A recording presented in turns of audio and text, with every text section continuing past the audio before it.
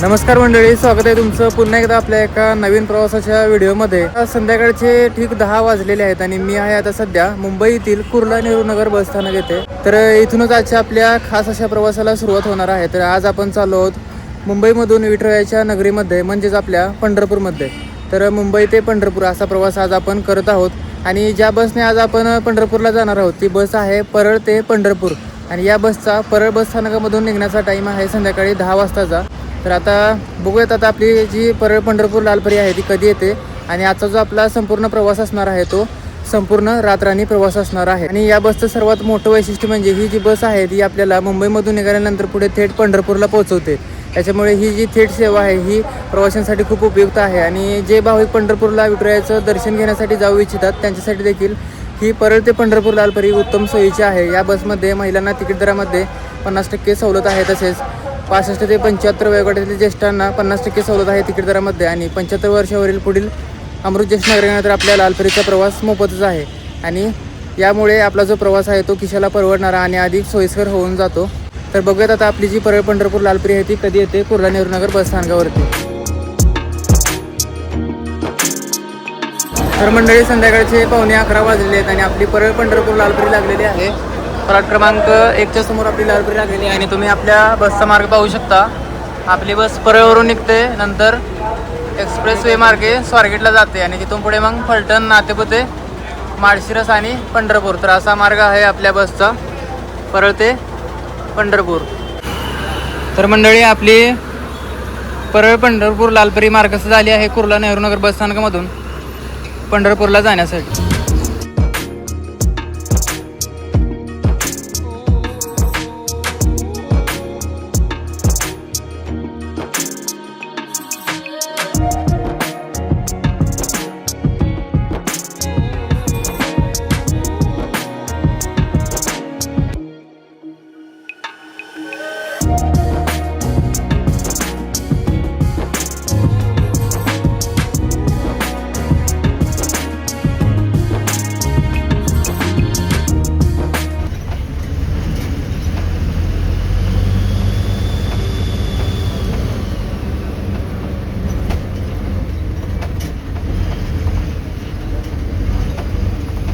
मंडळी, कुर्ला नेहरू नगरमधून निघाल्यानंतर आपण आता पोहोचलो आहोत पनवेल बसस्थानक येते. आणि आता टाईम झालेला आहे संध्याकाळचे ठीक 12 वाजलेले आहेत. आणि नेहमीप्रमाणे मुंबईमध्ये आपल्याला ट्रॅफिक अनुभवायला मिळालं आणि ट्रॅफिकमुळे थोडाफार उशीर होतो येण्यासाठी. आणि तुम्ही पाहू शकता हे आहे पनवेलचं बसस्थानक. पण इथून पुढे आपल्याला ट्रॅफिक वगैरे लागणार नाही आहे, कारण इथून पुढे आपण आता एक्सप्रेस वे मार्गे पुण्याला जाणार आहोत आणि तिथून पुढे मग नातेपुते, माळशिरस मार्गे पंढरपूरला जाणार आहोत.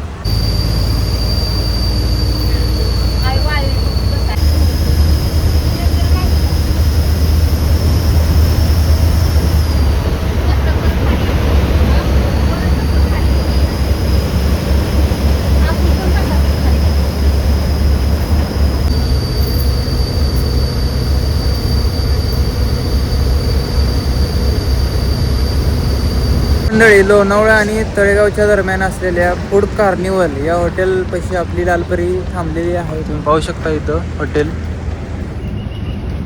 फूड कार्निवल म्हणून आहे. तर तिथं आपली लालपरी थांबलेली आहे जेवणासाठी आणि फ्रेश होण्यासाठी. 10-15 मिनिटांचा ब्रेक झालेला आहे. आणि इथून पुढे आपण आता पुण्याच्या दिशेने जाणार आहोत. आणि आपण आता पुण्याला जाणार आहोत आणि पुण्यामधून पुढे मग आपण फलटण, नातेपुते, माळशिरस मार्गे पंढरपूरला जाणार आहोत. तर आता बघू किती वेळ लागतो आपल्याला. सकाळी साधारण 5 ते 6च्या दरम्यान आपण पंढरपूरमध्ये पोहोचू अशी अपेक्षा आहे. तर बघू किती वेळ लागतो आपल्याला आता पंढरपूरला जाण्यासाठी.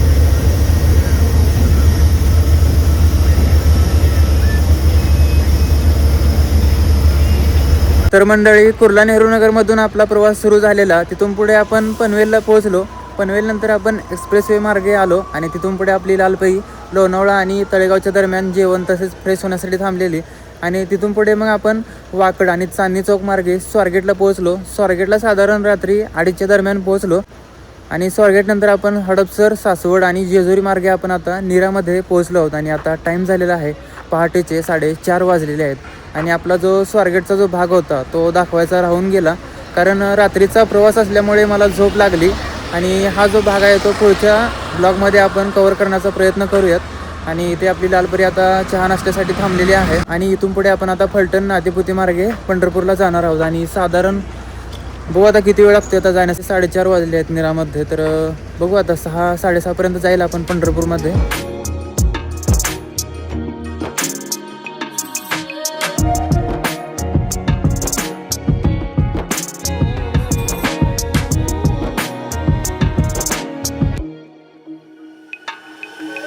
सकाळचे 5:20 झालेले आहेत आणि आपण आता फलटण बसस्थानक येथे पोहोचलो आहोत. आणि हे आहे फलटणचं बसस्थानक. प्रवासी वगैरे उतरत आहेत.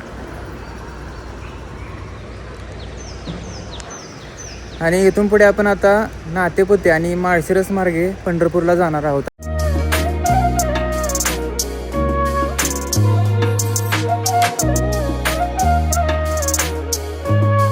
मंडळी फलटणनंतर आपण नातेपुते मार्गे माळशिरसला सकाळी 6 वाजता पोहोचतो. आणि तिथून पुढे मग वेळापूर मार्गे आता आपण पंढरपूरच्या दिशेने निघालो आहोत. आणि रात्रीची वेळ असल्यामुळे काही ठिकाणी जे आहे ते दाखवायचे राहून जातात आणि झोप येते. त्याच्यामुळे ते समजत नाही, ते पण आलेले समजत नाही. त्यामुळे तुम्ही थोडंसं समजून घेत जावं. आणि तसं पण जे ठिकाणं राहिलेली आहे दाखवायचे तसं मी थोडं ते सांगतो की आपण त्या मार्गे आलो असं तुम्हाला सांगतो. पण असा वेळेला समजून घेत जावं थोडंसं. आणि शक्यतो प्रयत्न करेल की तुम्हाला सर्व ठिकाणं दाखवण्याची इथून पुढे. आणि आपण आता चालू आहोत पंढरपूरच्या दिशेने. या बसचं सर्वात मोठं वैशिष्ट्य म्हणजे या बसची थेट सेवा. एकदा मुंबईमध्ये बसलं की थेट पंढरपूरलाच उतरायचं. या बसची थेट सेवा असल्यामुळे प्रवाशांना मध्ये मध्ये दुसरी बस बदलण्याची गरज पडत नाही. आणि प्रवाशांना थेट पंढरपूरला जाणं अधिक सोयीचं होऊन जातं. या बसमध्ये प्रवाशांच्या सोयीसाठी USB चार्जिंग पॉईंट दिलेला आहे, कुठल्या सीट दिलेला आहे, जेणेकरून प्रवाशांचा प्रवास हा अधिक आरामदायी आणि सोयीस्कर व्हावा. म्हणता असं तुम्ही तर मंडळी तुम्ही इथं पाहू शकता प्रवाशांच्या सोयीसाठी इथं मोबाईल चार्जिंग करण्यासाठी USB चार्जिंग किट दिलेला आहे. तुम्ही इथं मोबाईल चार्जिंग करू शकता. आणि आपला जो प्रवास आहे तो लांब पल्ल्याचा असल्यामुळे या बसमध्ये पुस्तक सीट दिलेले आहेत, तुम्ही पाहू शकता. तर हे असं पाठीमध्ये सरकं अगदी आरामदायी झोपता येतं. आणि आपला जो प्रवास आहे तो अधिक आरामदायी होऊन जातो.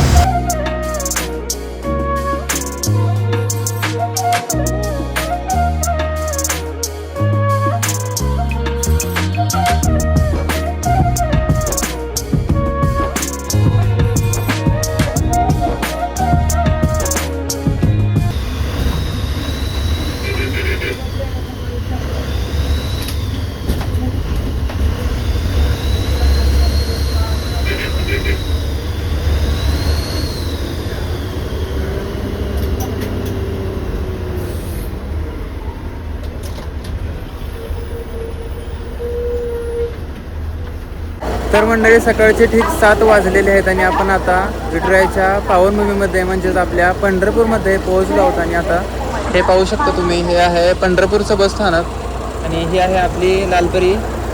त्या बसने आज आपण प्रवास केला परळ ते पंढरपूर. तर मंडळी कसा वाटला आजचा हा रात्र आणि परळ ते पंढरपूर प्रवास कमेंट करून नक्की सांगा. आणि भेटू पुढच्या एका अशा नवीन खास अशा प्रवासामध्ये. तोपर्यंत जय महाराष्ट्र.